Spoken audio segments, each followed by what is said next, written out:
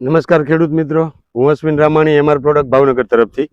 હવે આજે જીરાના પાકની અંદર આપણે એક વિસ્તારની અંદર આવ્યા છીએ, તો એ ખેડૂતને જ પૂછશું એમનું નામ, ગામ અને શું પ્રશ્ન હતો અને પ્રોડક્ટ વાપરી એની અંદર શું રિઝલ્ટ મળ્યું છે.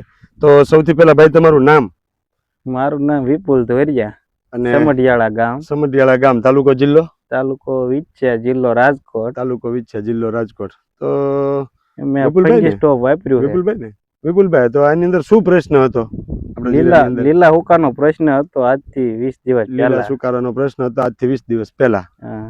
તો એની અંદર તમે આ શું પ્રોડક્ટ મારેલી છે, વાપરેલી છે? આ વાયરસ ફંગી સ્ટોપ અને વાયરસ કંટ્રોલ. તો આ પ્રોડક્ટ ની માહિતી તમને કઈ રીતે મળી હતી? વિડીયો દ્વારા મળી હતી કે મારા ઘનશ્યામભાઈ ને ઘનશ્યામભાઈ તમને સજેસ્ટ કરી હતી કે આ બે વસ્તુ મારો લીલા સુકારાની અંદર રિઝલ્ટ સારું છે? તે છાંટા પછી તમને કેવું રિઝલ્ટ લાગ્યું?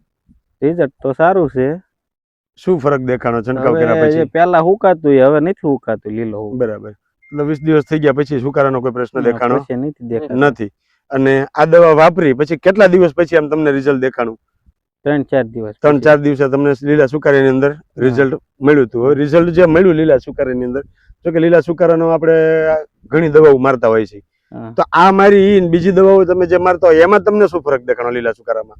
બીજી દવા તો આમાં કઈ મારી નથી, આ જ મારી પહેલા. એટલે આપણે દર વર્ષે રેગ્યુલર મારતા તો હોય જ બધી દવા. આ વખતે તમે લીલો સુકારો આવ્યો એટલે કહેવાનો મતલબ એ કે તમે જે દર વર્ષે અલગ અલગ વસ્તુઓ વાપરો છો, એમાં આની અંદર શું ફરક તમને દેખાણો? દર વર્ષે શું લીલા હુકાનો પ્રશ્ન થયો નથી, ઓછો આવે છે. આ વર્ષે વધારે આવ્યો છે. તેની અંદર તમને કેવું રિઝલ્ટ મળ્યું લીલા સુકારાની? લીલા સુકા માટે આ સારું છે, સારામાં સારું છે. ઓકે.